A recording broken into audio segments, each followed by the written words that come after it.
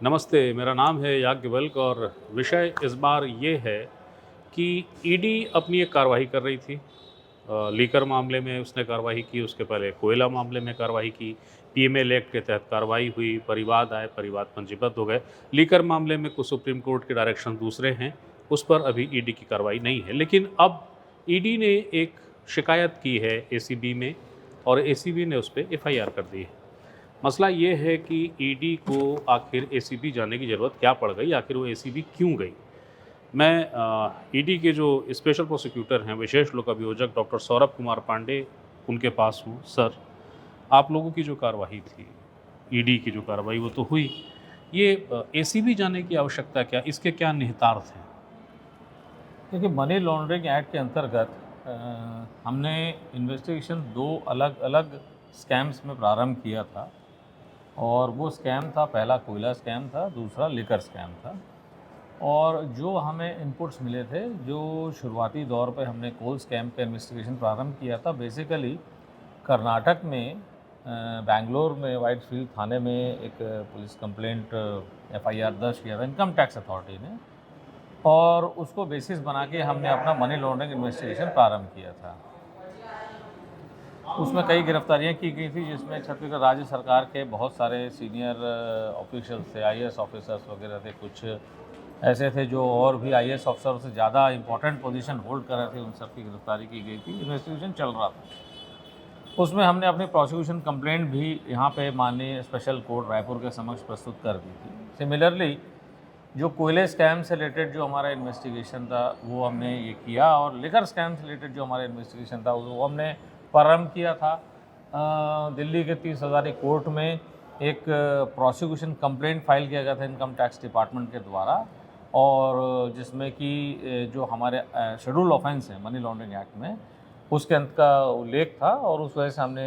तत्संबंध में इन्वेस्टिगेशन हमारा प्रारंभ किया था। गिरफ्तारियाँ उसमें भी की गई थी। अब ये सारी कार्रवाइयाँ चल रही थी, लेकिन मनी लॉन्ड्रिंग एक्ट का जो सेक्शन 66 है, धारा 66 उप धारा 2 जो है, वह यह प्रावधानित करती है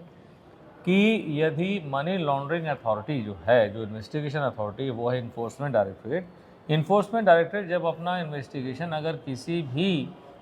मनी लॉन्ड्रिंग ऑफेंस या मनी लॉन्ड्रिंग ऑफेंस के एंगल अगर किसी ऑफेंस में खोजने के लिए कर रही होती है, और उसको अगर ऐसे कोई तथ्य दिखाई पड़ते हैं जिसमें मनी लॉन्ड्रिंग अथॉरिटी यानी इन्फोर्समेंट डायरेक्टरेट को ऐसा लगता है कि इसमें इंफॉर्मेशन हमें शेयरिंग करना चाहिए उस लॉ इन्फोर्समेंट एजेंसी के साथ में जो कि कुछ आईपीसी ऑफेंसेस हो, या फिर जो अनुसूचित अपराध जो हमारे हैं उससे रिलेटेड जो डिफरेंट ऑफेंसेस पे इन्वेस्टिगेट करने के लिए भारत सरकार द्वारा विधि जो बनाई गई है उसके अनुसार इन्वेस्टिगेट करने के जो सक्षम अधिकारी हैं या प्राधिकारी हैं, उनको ट्रांसफ़र करें, इंफॉर्मेशन शेयरिंग करें। उदाहरण के लिए, जैसे इंडियन पिनल कोड से रिलेटेड जो ऑफेंसेस हैं उसको जो अधिकृत एजेंसी है इन्वेस्टिगेट करने की, वो है आपकी पुलिस डिपार्टमेंट है। और जैसे नारकोटिक्स का अपराध है तो उसके लिए हमारी नारकोटिक्स कंट्रोल ब्यूरो है। यदि स्मगलिंग का कोई अपराध होता है तो उसके लिए डिपार्टमेंट ऑफ रेवेन्यू इंटेलिजेंस है, आदि और इत्यादि। ऐसे सेबी के लिए अलग अधिकारीगण बैठे हुए हैं, फेमा के लिए अलग अधिकारीगण बैठे हुए हैं। उसमें तो फेमा के लिए ईडी ही खुद इन्वेस्टिगेट करती है। तो कहने का मतलब ये था, सेक्शन 66 सब सेक्शन 2 पीएमएलए के अंतर्गत जो भी इंफॉर्मेशन शेयरिंग की जाती है वो उस लॉ इन्फोर्समेंट एजेंसी के साथ शेयरिंग की जाती है जो कि उस लेवल के इन्वेस्टिगेशन को करने के लिए सक्षम हो। तो इसी तारतम्य में जब मनी लॉन्ड्रिंग अथॉरिटी को कोल स्कैम में इन्वेस्टिगेशन के दौरान या लिकर स्कैम में इन्वेस्टिगेशन दौरान बहुत सारी ऐसी नई जानकारियों की प्राप्ति हुई कि जिसका कि कायदे से अपराध छत्तीसगढ़ राज्य सरकार के द्वारा दर्ज किया जाना था, तब मनी लॉन्ड्रिंग अथॉरिटी ने मई 2023 के समय तत्कालीन जो राज्य सरकार छत्तीसगढ़ में शासन कर रही थी उसके समक्ष 66 सब सेक्शन 2 के अंतर्गत अपना जो जो लेटर था वो दिया था, और उस लेटर में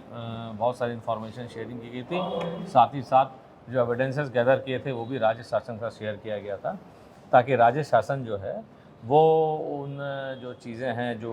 इन्फोर्समेंट डायरेक्टरेट ने उनके साथ शेयर किया है, उन एविडेंसेस को देखे और माननीय सुप्रीम कोर्ट के द्वारा ललिता कुमारी का जो जजमेंट आया है, जिसमें कि यह भी निर्धारित किया गया है कि जब भी किसी पुलिस अधिकारी को किसी संज्ञेय अपराध की सूचना मिलती है तो सर्वप्रथम उसे एफआईआर दर्ज करके अग्रिम कार्रवाई करनी चाहिए और एफआईआर का रिजल्ट चाहे जो निकले, यदि उस उक्त संज्ञेय अपराध के संदर्भ में जो प्रोसिक्यूटिंग एजेंसी है उसको लगता है कि हाँ भाई आगे इन्वेस्टिगेशन जारी रखना है तो जारी रखेगा और अगर उसमें कोई आपको एविडेंस प्राप्त नहीं होता है तो उसके बाद जो विधि अनुसार जो कार्रवाई होती है वो कर सकती है। तो इसलिए वो इन्फॉर्मेशन शेयरिंग की गई थी इन्फोर्समेंट डायरेक्टरेट के द्वारा, जो कि तत्कालीन सरकार के द्वारा उसमें कोई कार्रवाई नहीं की गई थी। इसीलिए और न सिर्फ एक तरफ कार्रवाई की गई थी, वहीं दूसरी तरफ राज्य शासन के द्वारा ईडी के अधिकारियों की रेकी की जा रही थी।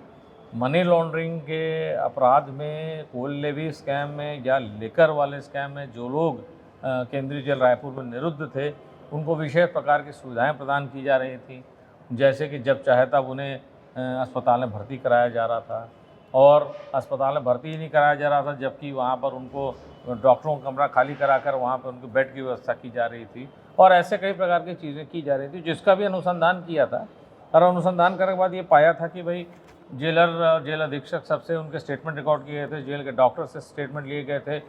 जिन अस्पतालों ने उन अभियुक्त गण जो जेल में निरुद्ध थे उस समय और उनका इलाज किया, उन सभी स्टेटमेंट रिकॉर्ड किए गए थे और उन्होंने कोई संतोषजनक उत्तर नहीं दिया था। तो इसीलिए जो है एक दो writ petition criminal enforcement directorate के द्वारा माननीय उच्च न्यायालय के समक्ष प्रेफर की गई थी, जो एक कोल स्कैम से रिलेटेड थी और एक आपका लिकर स्कैम से रिलेटेड थी, कि भाई राज्य शासन को एक तो हमने सेक्शन 66 सब सेक्शन 2 की इन्फॉर्मेशन शेयरिंग करके रखी गई है, एक तरफ राज्य शासन, तत्कालीन राज्य शासन उसमें कोई कार्रवाई नहीं कर रही है, साथ ही साथ हमारे अधिकारियों की रेकी करवा रही कि कब आ रहे हैं कब जा रहे हैं,